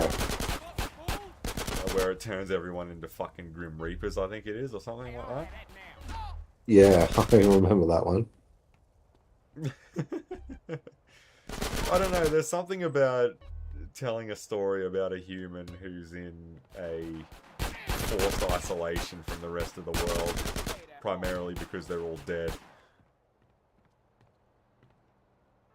Like I think that I Am Legend Awakening, or whatever the mini-series comic was, that had a bunch of stories about the early days of the virus around the world. Like, it's in India, it's in Korea, it's in China, it's in all these other places and stuff like that. Just sort of seeing how everyone else was dealing with it. And there's this one where this Asian girl is writing a letter. I think it's in China somewhere. And she goes off to a high-rise over a road and just jumps off of it, and kills herself. And I think she's in Hong Kong actually. And then she said, and the note is translated just saying, "Apart from the infected, I'm the last one alive," or "I was the last one alive." Just a real sort of bleakness to that world, but I don't know how a sequel can really sort of do that feeling again. You know, like, especially when you've got the colony, you've got the cure, you've got all this other stuff. I don't really see how they can put lightning in a bottle again like that. Like Yeah, it's going to be difficult. like that sense of just dread and emptiness and loneliness and the void of all of that kind of stuff. Yeah, I mean, it's going to be hard pressed doing that again, especially in a world where everyone is super connected. Like, how the fuck are you gonna recreate that? Which is why I think if you have them as socializing creatures and all that kind of thing, like, I think you can really get away with that. Yeah, I'm a sucker for vampire movies. As we all are, by the way. Yeah. But I always go for, you know, like, well, my favourite vampire ever is the take on Dracula from Monster Squad. I think that's the best vampire we have ever seen. Yeah, Duncan Regehr played Dracula in that. He also played, he's my favourite iteration of Zorro. He played Zorro in a television series from the early 90s. I think he's the best Zorro. Yeah, his Dracula is right up there. Yeah, what an absolute legend. Duncan Regehr. Give me the amulet, you bitch! Yeah, he's sledging a 5-year-old girl. Yeah, to make himself feel better. I always loved, because they get the girl who played Phoebe, now that she's like 55, 60 years old, to ask her what did she think about that scene, because, spoiler alert, when they film that scene where he picks that girl up and calls her a bitch, it's actually a grown woman that he's saying it to, because it's shot from behind. But they asked the woman that played Phoebe back in the day, what did you think of that? And then she was like, well, I wasn't actually there when he delivered that line, but I always thought it was a bit much calling a 5-year-old girl a bitch. And one of the comments that I saw, fuck, even you might have said it, was, yeah, but I could totally imagine Dracula doing that though. Like, of course, man, come on. Yeah, Dracula. I actually, you know, and it's funny how in this world you can't even make a Dracula story fly. Like, I don't know what it is, man. Yeah. Like, the last 3 or 4 cracks at it have all been shit. Yeah, I was looking forward to Nosferatu. Again, it's a good movie, a little bit slow for my taste. They could have picked up the pace a little bit. I still haven't got around to Luc Besson's um, uh, Dracula movie from either this year or last year. And I still need to get to The Last Voyage of the Demeter. Um, but yeah, it's he's yeah, because he's in the public domain now. Um, yeah, there's like 20 Dracula movies every year.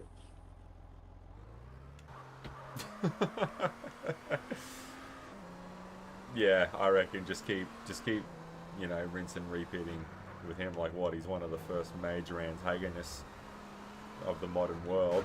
I mean, a great style for every occasion, right? Yeah, the original novel, Bram Stoker. Yeah, Francis Ford Coppola's version from the early 90s. The character is well past his centennial birthday, isn't he? Yeah, I think the book was published in the late 1800s. So yeah, he's probably closing in on 150 years old. Jesus. Yeah, but, you know, it's like, I mean, like, I'm sure Jesus is a top bloke, but what did he actually do? You mean, what did Jesus do apart from Christianity? It's a similar case with Dracula. I mean, I'm sure he's an alright kind of guy, but what exactly did he do apart from being a vampire? I don't know if he was the first instance of a vampire that we've come to know. Excuse me. Local around here? Well, I think What? Who? You want friends with them? I can't remember if it's explicit in the book, but Ammu-Nation? Who? yeah, they sort of tie his origin into You mean Jeffrey? a sadistic Playing Transylvanian king called Vlad the Impaler, He got promoted. who was a real life historical figure. I'm not sure where he sort of got mixed into the legend, but the but yeah, I always liked the Coppola version is very different from the book, Hey, but what up, Lo? I do like What's up, homie? yeah Hey, he's my shit's so tight right now. It's about to he's bust. yeah it's That's the real, prologue homie. Man, is hell phenomenal. I no. always I like can't that take this shit much longer. sort of Man, I'm an origin artist. for Word up, vampires and yes, sir. Dracula, Man, I can't get where enough. he's Never. basically cursed Always to wake this up with life that of dip. darkness, And that and CPR he shit does passed it those sort of labels. We willingly and talking real heavy, unflinchingly. man. He could put us down Um, for real. yeah, very Real intense talk. acting by He just Gary that super Oldman. strong. Man, we gotta The take him out. He done yeah, blew and up. sort of Man, I can't tying it get in into no the way. I told you, I'm an artist. kind of Word. And nobody give me no historically more with lessons. Keep it Constantinople real. Telling had everybody fallen, I'm and whack. the You ain't Sultan obviously ain't heard your new shit. That um, shit is outrageous. and What his you armies talking were about, sort of man? marching You out. down with a frown?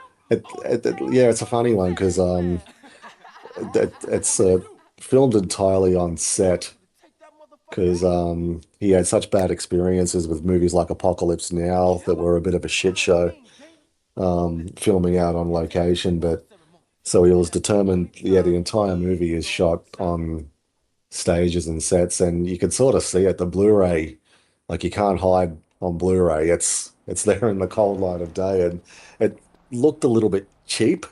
Um, but yeah, I guess with a decent transfer, it's much better. But yeah, what a phenomenal movie. It's he sort of reinterpreted it as a love story, where Mina Harker is the reincarnation of Elisabetta, blah blah blah. It's all a load of shit. But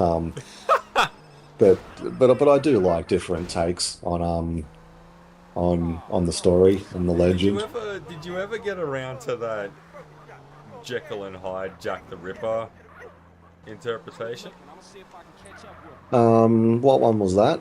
Oh, I remember you telling me that there was one that you were keen on checking out. It was a Jekyll and Hyde retelling, but they blended it into Jack the Ripper. Yeah, okay. I don't know Yeah, if you ever got around to it, but that was one that you were talking about a while back. You'd have to go through the archives a little bit.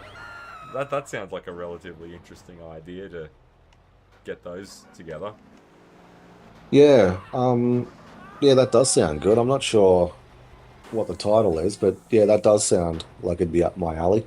I know there's one called Murder by Decree, which is Sherlock Holmes going up against Jack the Ripper, which is kind of an inspired idea.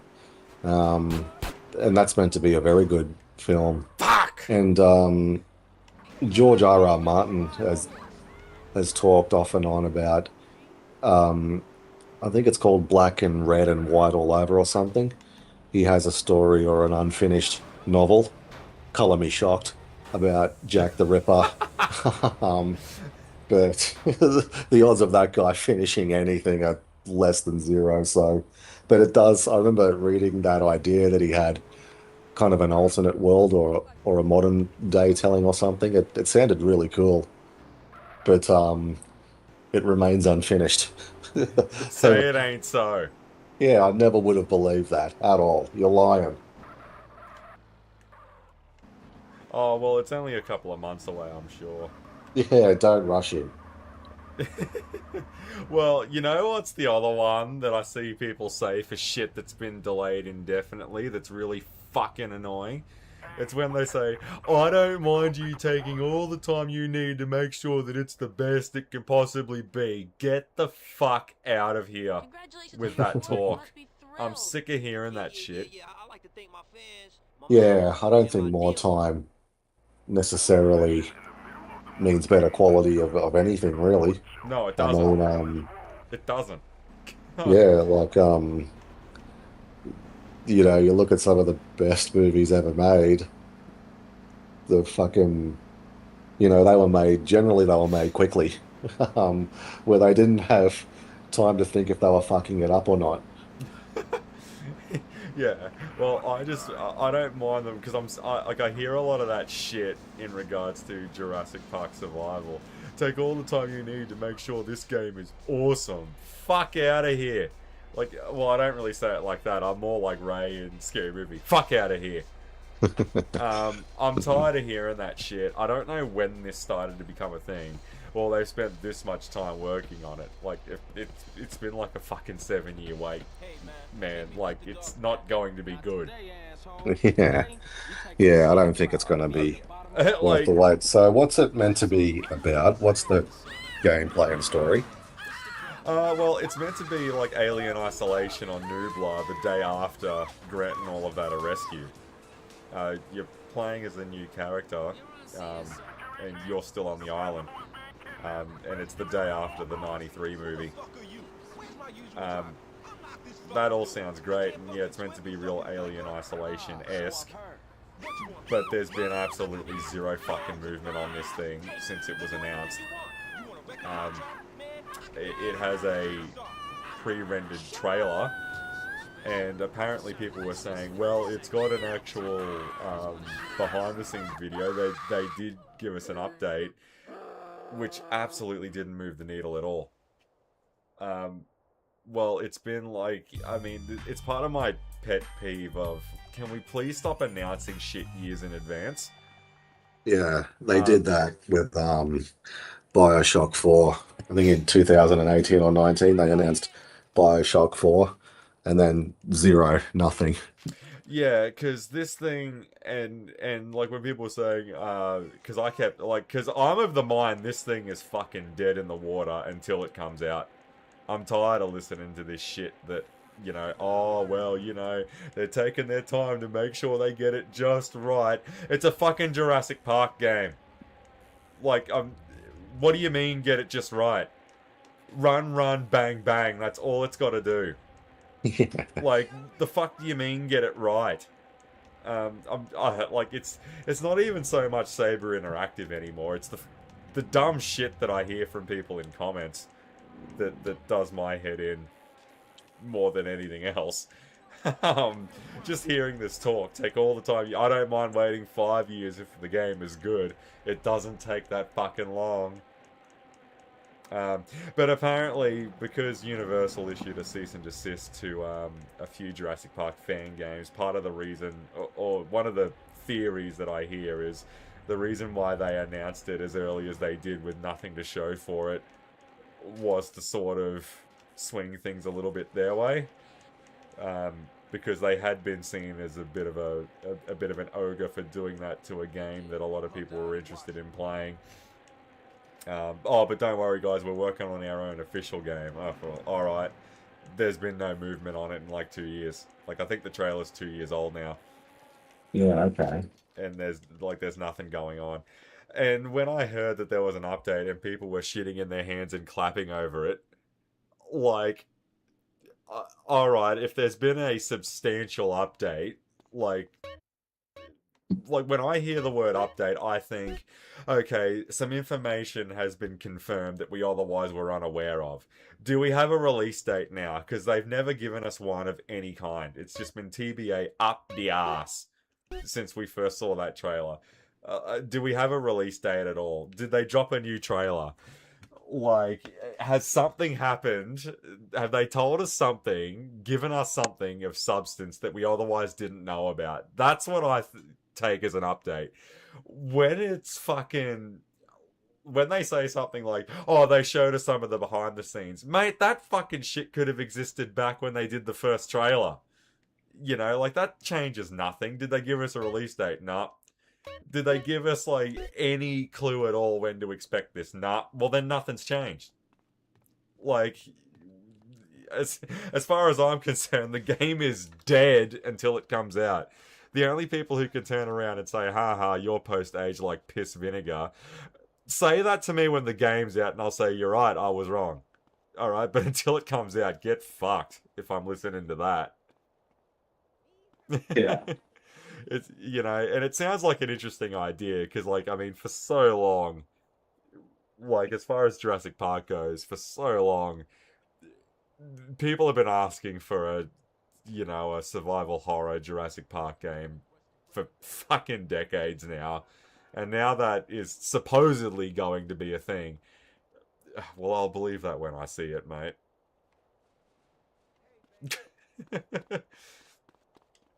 Because now the goalpost moves again. It's, oh, well, you don't know what it's like to release it. Oh, don't even get me started on that shit. I'm fucking tired of hearing that as some kind of excuse, some kind of gotcha. Like, oh, well, you've never made a game. Why don't you see how hard... We're not fucking talking about me. We're fucking talking about Saber Interactive. Is what we're talking about. And there's been no movement on this. Oh, well, Universal's playing hardball. What do you mean they're playing hardball? They've hired these guys to make a fucking game. Get on with it. Yeah. Like, what do you mean hardball? The deal's done. Like, fucking... Oh, God. Just some of the shit that you hear in these comments. Like, I love it. Like, what is that? What is that Life of Riley passage that I love a lot, apart from all of it? I always love that one where, when they were trying to work out how they're going to wrap out the Clone Saga, and Dan Jurgens wanted to use Dr. Octopus and kill Kane and kill Ben Reilly, and he wanted Dr. Octopus to be the one to do it, and all that kind of stuff. And I think he had that quote of, look, we need a decision to be made now, for fuck's sake, because we're at that point where, from people working on the comics to not working on the comics to working at reception to delivering the newsletters to dropping off pizzas, have all weighed in on how the hell we should handle this. Yeah, I remember that. We What a really, terrific blog. to people not even working in the fucking building, telling us how to end this. Like, we really need a decision made now, on where we're going, and that's kind of how I'm feeling about shit like Jurassic Park Survival. Wow. Like, and hearing people just, like, I've never heard so many excuses as to why shit just takes so long to get done. Oh, well, they're juggling all these other projects, they're doing the Warhammer thing, they're doing the new Turok. I don't give a shit. Well, if they're busy with that and they're predisposed with those obligations, why the fuck is announcing another game gonna help the situation? I don't get that. Yeah. I'll always use that. I will always use that quote from Peep Show. If we're trying to merge two departments together and it's a fucking nightmare, how the hell is bringing a third one in gonna help? Like, oh, not only can we have, marketing and sales, but we could also bring planning into the mix. Like, I mean, how the hell is bringing a third one in going to help? It's like when it's like that quote from Junichi Masuda about why are Pokemon games so shit these days. And then he goes, oh, well, kids today just don't have the attention span to capture 1,000 monsters. Okay, so let me get this straight. Your solution to kids not having the proper attention span to do that is to make dumber video games. Like, I don't get that. Like, what is that? Oh, that's great. Like, I mean, it's like, I'm almost like Willie Tanner in Alf, when Alf bets on the horse races and loses to help them out with the balloon payment. So your plan was to get us hopelessly in debt. Good strategy. To help us out. Oh, yeah, you're right. You were just trying to do the right thing. You're absolutely right. I mean, will, $4,000 be enough payback, or should we advance you for the next time you try to help? Like, I don't know, man. It does my head in. Just the shit that you hear. Like, what I think it is, it's this addicted to positivity shit that goes on. That's why I had a bit of a chuckle before about that series that you were talking about. Everyone's all positive except for this one person. Like, I refuse to believe it's possible by any stretch of the imagination. I think Michael French said this. that you can be positive all the time. It's impossible. Yeah, that's why I'm looking forward to that show. And I want to wait until they're all in the can. It sounds great, doesn't it? Like everyone is just super optimistic all the time, except for this one random woman that for some reason is unaffected. It's impossible. This whole sweet, sugary, feel good, fucking, you're a winner and I'm a winner and we're both winners kind of shit. Like, no, man, no. Like, I just channel a bit of Brendan Fraser from Airheads. People have just been shoving that mindset down my fucking throat for years. No, I don't believe you can be positive all the time. The same way I don't believe you can be negative all the time. Yeah. Like it's impossible to be those things forever. I remember a good moment in the American remake of Death at a Funeral when they're talking about going to pick up Uncle Russ. Oh, he's always in a bad mood. Well, it's not a mood if he's always in it. It's just his shit personality at that point. Um, that's what that is. Yeah.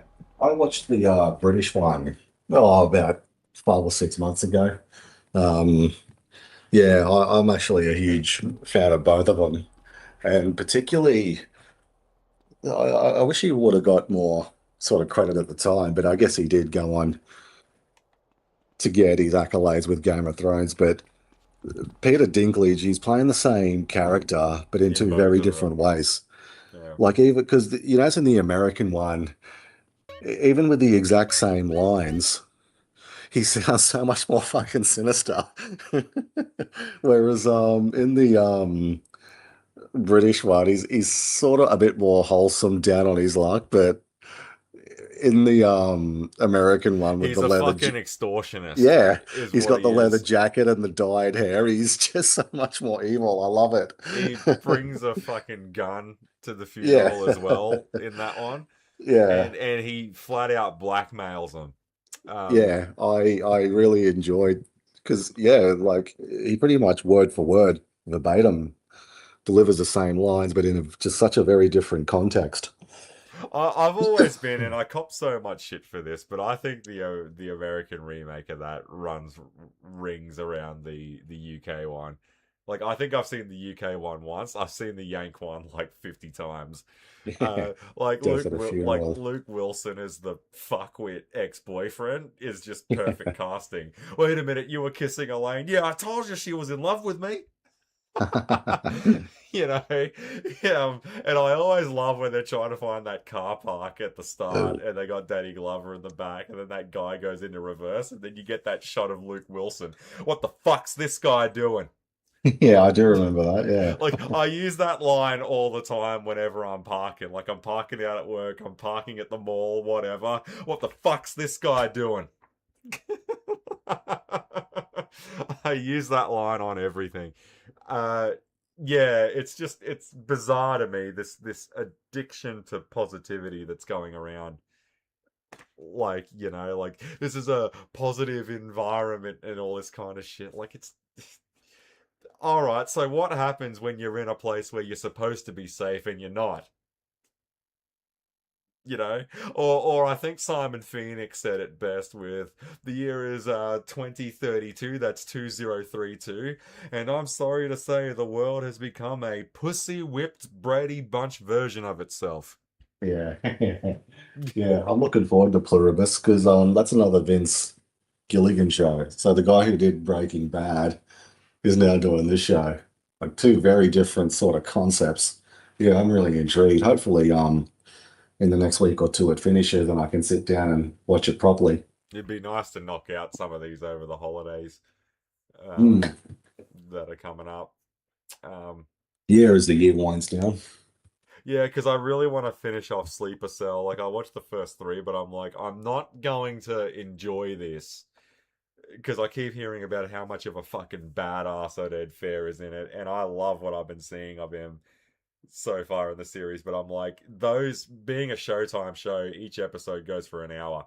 And Yeah. I'm like, after everything's said and done, like after work, after fucking gym, after dinner, after showering up, after a stream, I don't really have the energy in the tank to sit through another hour. um, Yeah.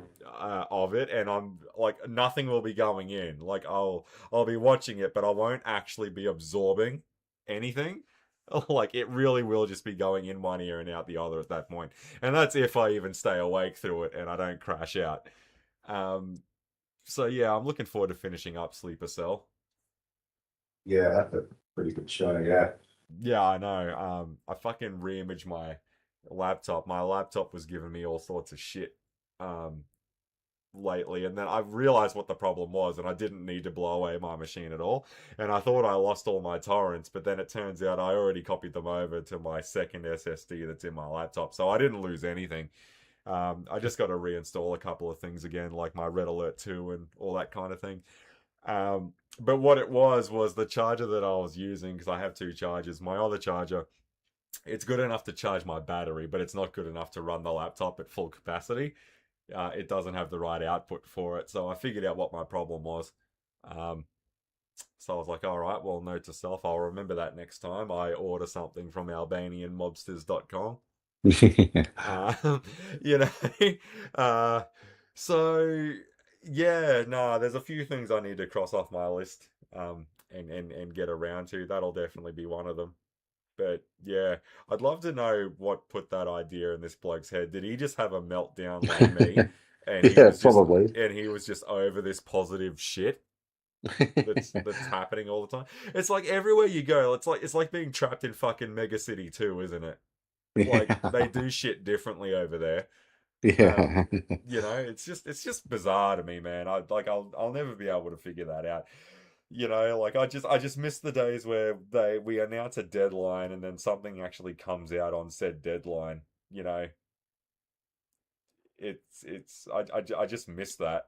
Yeah. Wouldn't that be nice? Well, it would be nice to go back to that. I mean, what do I want in a Jurassic Park game? Well, I want one to actually fucking come out.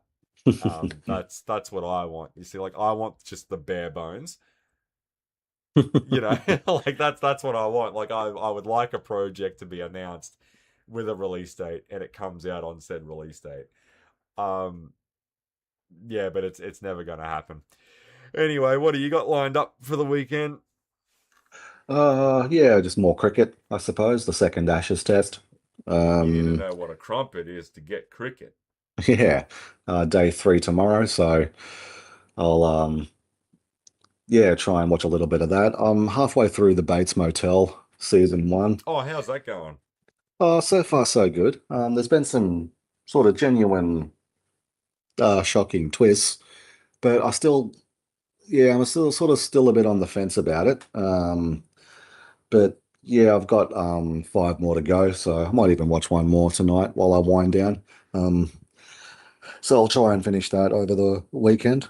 So, but yeah, not too bad. Um, Probably more hit than miss, but um, yeah, I want to hopefully by the end of the season it all has sort of coalesced together. But yeah, liking it so far. What else have I got around to this week?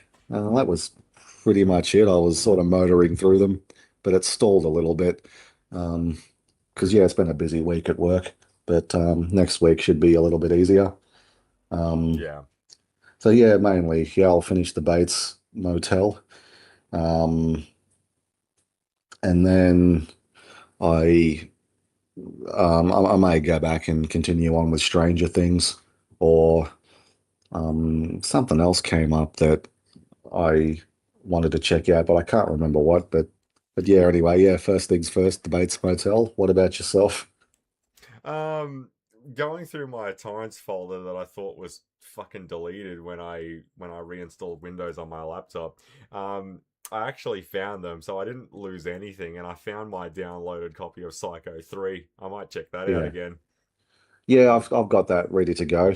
But I yeah, really didn't mind that third one, man, eh? Like I know the yeah, second one gets its likes these days, but I thought the third one was pretty solid as well.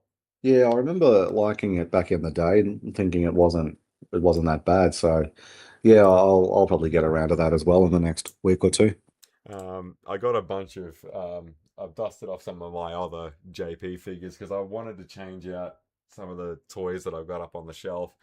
But that might even end up being a holiday plan. Like I got one more week, and then I can really cut loose with that and start rearranging a few things. Because it'll be something that I'll get about halfway through. If I Yeah. manage to get about halfway through, and then I'll find a figure that's up on the shelf that I thought I lost, and then I'll spend all day playing with it. Like that fucking Kingdom Wheeljack. I must have said on a couple of streams now where, oh no, I must have him in storage. I'll go and make a chocolate milk and lay in bed, and then I'll turn to my side, and then I'll fucking see it. And then it's still there. But yeah, there's a couple of things I want to get. I want to open up my Jurassic World Rebirth Lego sets. I still haven't done that yet. I've been talking that up for the longest time. No, I still haven't gotten around to it yet. I really need to do that. And then I'm Yep. looking at getting a new camera so I can get back to making some more toy videos and stuff like that. Yeah, okay. Having a few figures in the mix that I haven't talked about yet. A couple of the other ones, like I've got some Beast Wars ones that I wanted to do videos on that are hiding behind my camera. And a few other bits and things. But a lot of this is going to be Christmas holiday break sort of stuff. I think as Yeah. far as the weekend goes, I don't know, I might cut loose. I might make a popcorn bucket and yeah, I mean, download, fucking Psycho 19 The Bloodening. Yeah, or the Killer Axe Guy 6 and check that out. The sequel stuff and all that kind of thing. But yeah, no, it's just gonna be a bit of an easy one. Yeah. I think. Just keep it real at this stage, man. I am on fucking autopilot now until 2026. Yeah, yeah, it's sort of that time of the year, isn't it? Yeah. Yeah, well, I mean, like, what else can you do, man? Yeah. Yeah. Like, but I'm gonna do my best though. I've set myself a mission, and I'm gonna see it through. I'm this year I'm gonna work in that fucking line from Kindergarten Cop on just about everyone I meet in the street. 'Tis the season. It is the season. Yeah, nah, man, but it sounds good. You'll have to let me know about that positive show when you get around to checking that out. Yeah. Well, it's Because called Pluribus, so yeah, all right, that and that that might be what I need to check out next because it sounds like it might be the penicillin to all this positive fever that I'm having at the moment. yeah. And we'll see how that goes. But Yeah. yeah, no, man, let me keep track of the score on the cricket. Yeah. And then we'll kick off again next week. Yep. Yeah, sounds good. I'll catch you next week, eh? Yeah, sounds good, mate. Stay out of trouble. Yeah, take care. Bye-bye. Bye bye, mate. And that goes for everyone. No, I've been an awesome stream tonight. I hope everyone had a good chat and met and stay out of trouble. All right.